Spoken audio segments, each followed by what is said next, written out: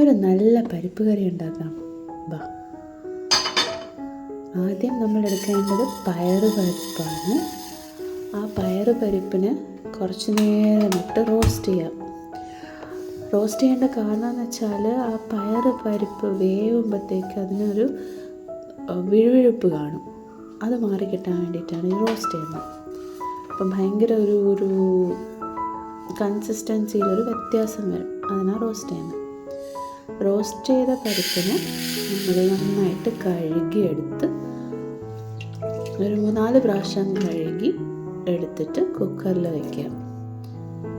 വയ്ക്കുന്ന സമയത്ത് കുറച്ച് വെള്ളം ഒഴിച്ച് സവാളയും വെളുത്തുള്ളിയും പച്ചമുളകും ഇട്ടിട്ട് അടച്ച് വേവിക്കുക. ഒറ്റ വിസിൽ മതി ഈ പരിപ്പ് വേവാൻ വേണ്ടിയിട്ട്. ഞാനുണ്ടല്ലോ തേങ്ങ ചിരകാറില്ല. എൻ്റെ കൈക്ക് ചെറിയ പ്രശ്നങ്ങളുണ്ട്. ഇങ്ങനെ ആക്കി എടുക്കാറ് എളുപ്പമുണ്ട്. വെളുത്തുള്ളി, പച്ചമുളക്, ചെറിയ ജീരകം, നമ്മൾ തോരൻ എങ്ങനെയാണോ അരയ്ക്കുന്ന ആ സെയിം കൂട്ടാണ്. മഞ്ഞൾപ്പൊടി, ചെറുതായിട്ട് കുറച്ച് വെള്ളം, എന്നിട്ട് നല്ല സ്മൂത്തായിട്ട് അരച്ചെടുക്കുക. എന്താ കണ്ടോ, ഈ ഒരു റേഞ്ചിൽ അരച്ച് എടുക്കണം. അപ്പോഴത്തേക്കും നമുക്ക് പരിപ്പ് എന്താ അവസ്ഥയായെന്ന് നോക്കാം. പരിപ്പ് നല്ല വെന്ത് പേസ്റ്റായിട്ടുണ്ട്.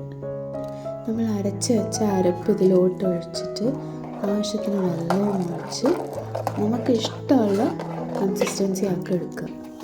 അപ്പോഴത്തേക്കും നമുക്ക് കടുക് വറുത്തെടുക്കാം. അതിന് വേണ്ടിയിട്ട് ഹാഫ് ഗീയും ഹാഫ് കോക്കനട്ട് ഓയിലും എടുത്തിട്ടാണ് ചെയ്യുക. അപ്പോഴാണ് നല്ല ടേസ്റ്റ് വരാം. കടുകിട്ട് വറ്റൽമുളകിട്ട് എന്നിട്ട് നമ്മൾ അരിഞ്ഞ് വെച്ച കൊച്ചുള്ളിയും കൂടെ ഇട്ട് നല്ല വറുത്തെടുക്കാം. വറുത്ത ശേഷമാണ് ഒരു പ്രത്യേകത ഉള്ളത്. നമ്മളിവിടെ കറിവേപ്പില യൂസ് ചെയ്യത്തില്ല. കറിവേപ്പിന് പകരം യൂസ് ചെയ്യുന്നതാണ് മുരിങ്ങയില. അപ്പോൾ നല്ല ഹെൽത്തി ആയില്ലേ. മുരിങ്ങയില നന്നായിട്ട് ഒന്ന് ഓയിലിൽ വറുത്തെടുക്കുക. ഇച്ചിരി ഒന്ന് സോഫ്റ്റ് ആകുമ്പം ഓഫാക്കിയിട്ട് ഇതിലോട്ടെടുത്തിടുക. എന്നിട്ട് നന്നായിട്ടൊന്ന് തിളപ്പിച്ചെടുക്കുക.